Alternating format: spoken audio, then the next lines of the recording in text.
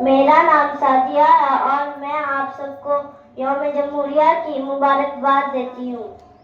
ہم ہر سال 26 جنوری کو یوم جمہوریہ مناتے ہیں۔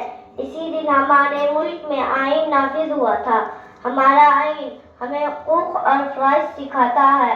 ہمارا ملک ہندوستان بہت خوبصورت اور عظیم ہے۔ یہاں سب لوگ مل جل کر رہتے ہیں۔